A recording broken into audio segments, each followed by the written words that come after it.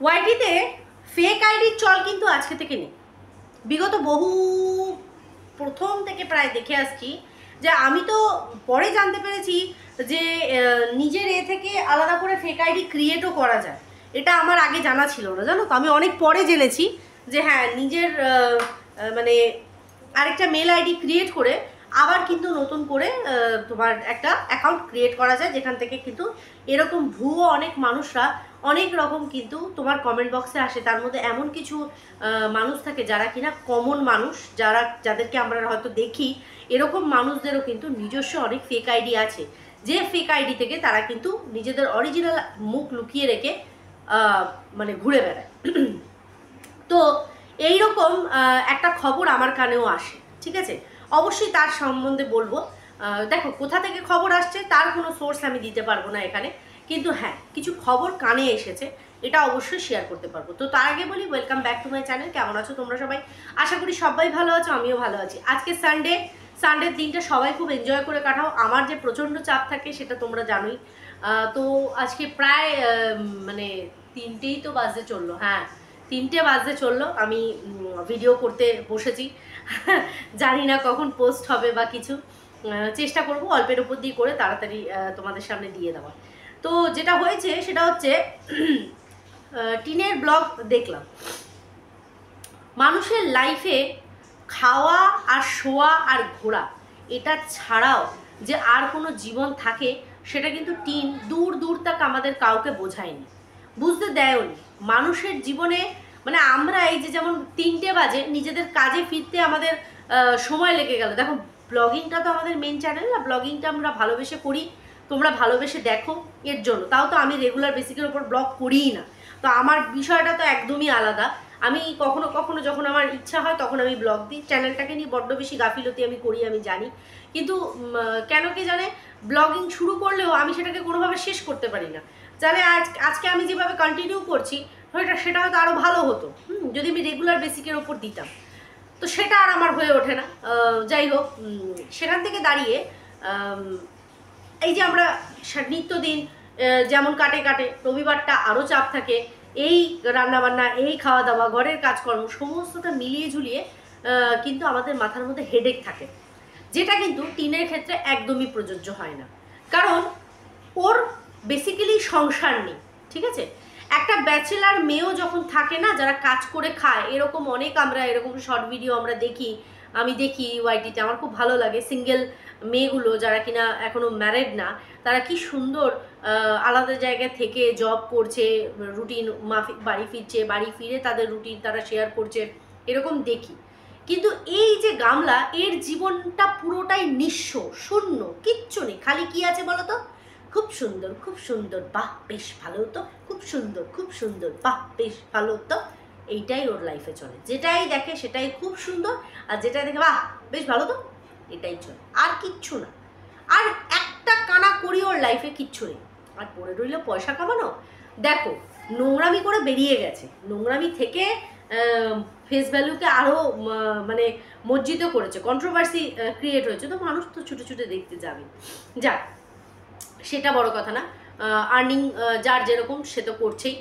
সেখান থেকে দাঁড়িয়েও সেই পয়সার কি ইউটিলাইজ হচ্ছে বা সঠিক কোনো কাজে লাগছে নাকি, সেটার কিন্তু কোনো রকম হদিশ আমরা দেখতে পাচ্ছি না। এই যে যেমন মাঝে মধ্যেই বাচ্চার জন্য একটা টুকটাক খেলনা কিনে আমাদের সামনে প্রেজেন্ট করে, এই আমার ছেলের জন্য এটা কিনলাম, এই আমার ছেলের জন্য রূপোর আংটি কিনলাম, বা এই জামা কিনলাম। বা এবার কথাটা হচ্ছে, ছেলের যে সাইজের জামাও কিনেছে, আমি খালি ভাবি ছেলে এর এই কেসটা কতটা চলবে না চলবে আমরা জানি না, ছেলে আদৌ ওর কাছে আসবে কি আসবে না সেটা আমরা জানি না, যদি আসেও কতদিন পর আসবে, ততদিনে সেই জামা ছোট হয়ে যাবে কি যাবে না সেটাও আমরা জানি না। এরকম নানান রকমের বিষয়গুলো উঠে আসে না।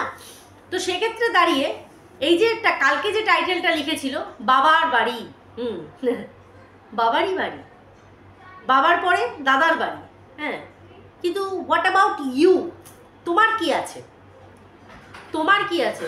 তুমি তো বলতে পারবে না যে তোমার বাড়ি, বলতেই পারবে না কখনো যে এটা তোমার বাড়ি। এই যে যেমন এটা আমার বাড়ি, আমি আমার মায়ের কাছে, এটা আমি বলি দুটোই আমার বাড়ি, কিন্তু আমি মায়ের কাছে যাচ্ছি আজকে, এরকম বলি। কারণ আমার যদি মানে নিজস্ব কিছু থেকে থাকে, সেটা হচ্ছে আমার এই বাড়ি, আমার হাজব্যান্ডের বাড়ি, যেটা আমার হাজব্যান্ড কতটুকু থাকি তো আমি, হ্যাঁ, উনি তো সপ্তাহে একদিনই বাড়ি আসেন। তো আমার এটা কেউ যদি বলে, আমি জোর গলায় বলতে পারি আমার বাড়িতে এসো, এরকম। তোর কি আছে? তুই নিঃস্ব, তোর কিচ্ছু নেই। তোর ছিল ভরন্ত একটা সংসার, সুন্দর বাড়ি গাড়ি জমি জায়গা, তুই সেটাকে রাখতে পারিস না। সেটা ওই যে বলে না, ভাগ্য যদি মাল্য দিচ্ছে, ভাগ্য অনেক কিছু কেড়েও নিয়েছে। মা ডাক, জানি এই মা ডাকটা তোর কাছে কতটা ভ্যারি করে না করে, কত মাস তুই মা ডাক শুনিসনি, তোর কাছে সেটা ম্যাটার করে না। না হলে এক আধবার তুই বলতেও পারতি যে বহুদিন আমি মা ডাকটা শুনি না।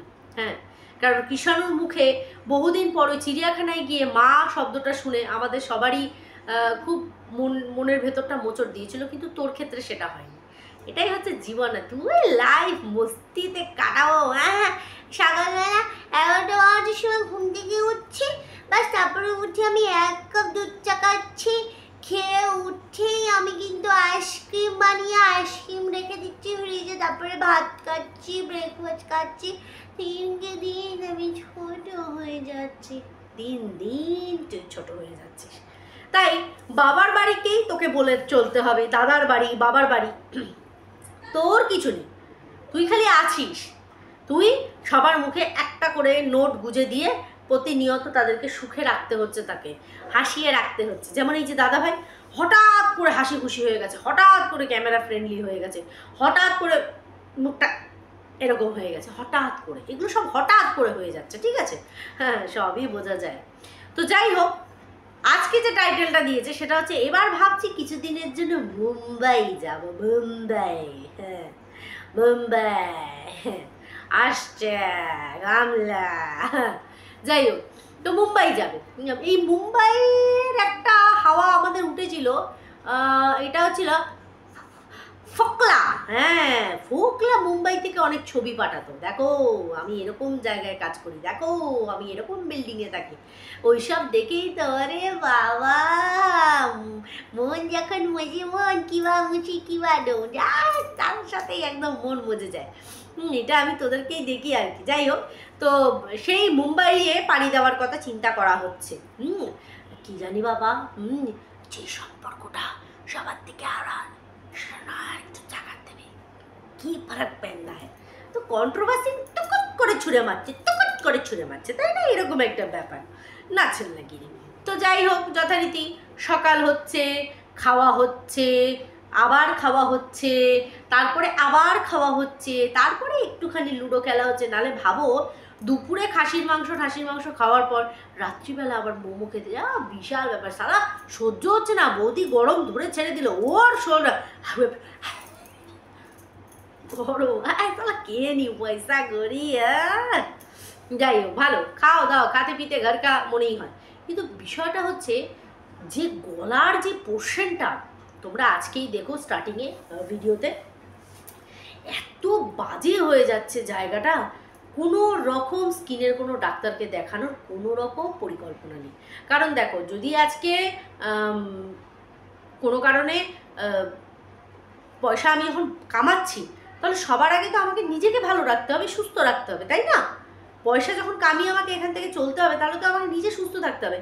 বাট নিজের একটা এরকম স্কিনের প্রবলেম চলছে, মানলাম চলো চুলি হয়েছে, কিন্তু সেটা তো এক্সট্রিম পর্যায়ে গিয়ে হয়েছে, সেটা নিশ্চয়ই কোনো রকম মানে ওষুধ মেডিসিন আছে। তো সেটা ডাক্তারের সাথে গিয়ে একবার কনসাল্ট করা, এটা কেন হচ্ছে, এতটা কেন বেড়ে গেছে, কিছু করা, কোনো দিকে না, খালি খাচ্ছে। অনেক কিছু খাওয়াও হয়তো বারণ হতে পারে, সেগুলো হয়তো খেয়ে ফেলছে না জেনে। অ্যাটলিস্ট ডাক্তারের কাছে একদিন যাওয়া। প্রচুর মানুষ তাকে কমেন্টে বলছে যে একবার ডাক্তার দেখাও, একদম স্পিকটি নট টু ওয়ারি। আমার যেটা করার আমি কেয়ারলেস ভাই, আমি এখন বিন্দাস, মানে বাঁধন ছাড়া গরু, আমি এখন চারিদিকে দাপিয়ে লাফিয়ে বেড়াবো, এই হচ্ছে চলছে। তো এইবার যে মেন কথাটা সেটাই আসি, সেটা হচ্ছে কেস। হ্যাঁ, আমার কানে আসলো আমাদের এই দাদা ভেবক আর আমাদের এই গামলা রানী, সে নাকি আমার এগেনস্টে কেস করতে গেছিলো।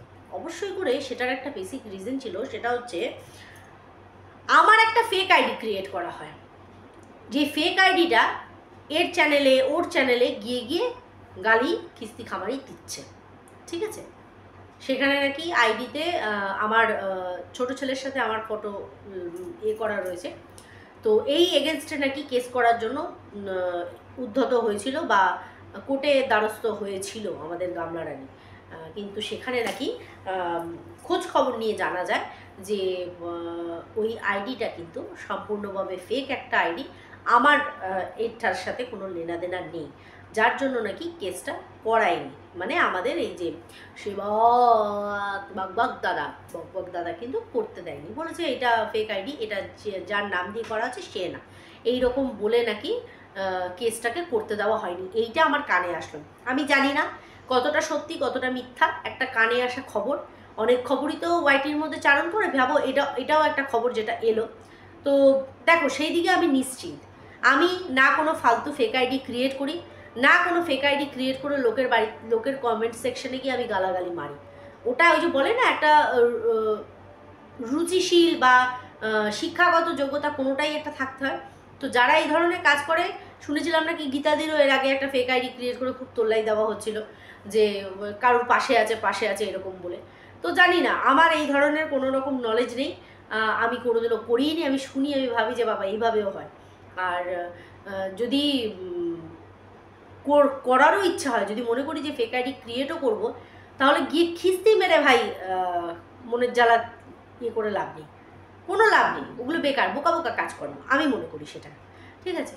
তো যাই হোক, চলো আজকের ভিডিওটা এখানেই এন্ড করছি, ছোট্ট করেই দিয়ে গেলাম ভিডিওটা, বেশি বড় করলাম না।